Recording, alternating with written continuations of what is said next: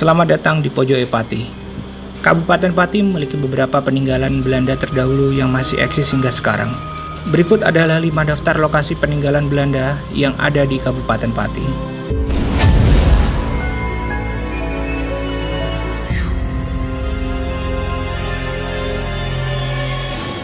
Waduk Gunung Rowo. Waduk Gunung Rowo merupakan sebuah waduk yang terletak di Desa Sitiluhur, Kecamatan Gembong. Waduk ini terletak di lembah di antara beberapa puncak bukit di lereng Gunung Muria sebelah timur. Waduk ini dibangun semasa pemerintahan Hindia Belanda pada tahun 1928.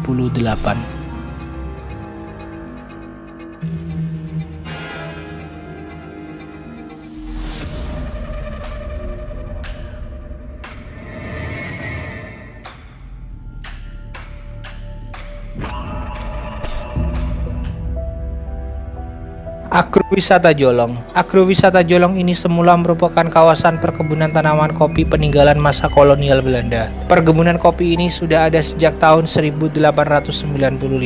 Karena panorama alam kawasan perkebunan yang berada di lereng Gunung Muria ini cukup potensial, maka sejak tahun 2012 mulai dikembangkan menjadi lokasi wisata agro.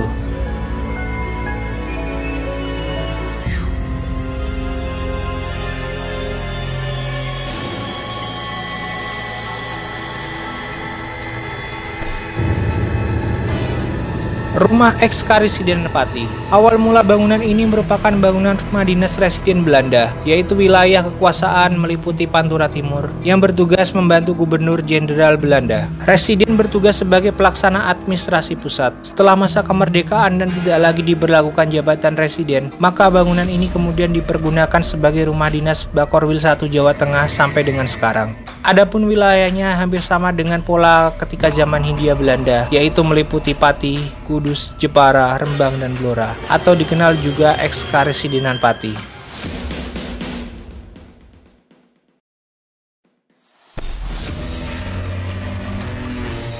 Gedung Juang. Gedung ini berlokasi di Jalan Pantura nomor 30, Ngarus, Pati. Pada 1936, Gedung Juang menjadi tempat bagi warga Belanda untuk berkumpul. Rakyat Belanda yang tinggal di Pati dan sekitarnya menjadikan tempat tersebut sebagai tempat pertemuan, sedangkan warga pribumi dilarang masuk. Gedung Juang saat ini akan difungsikan sebagai tempat bersosial bagi masyarakat Pati, misalnya kegiatan kesenian, pertunjukan, pameran, dan ragam kegiatan sosial lainnya.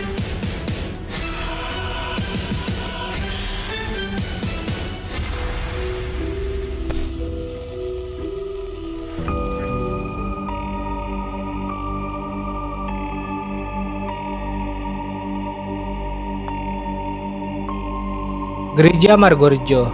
Gereja tertua peninggalan Belanda ini terletak sekitar 40 km dari pusat kota Pati, atau tepatnya berada di Desa Tegalombo, Kecamatan Dugoseti.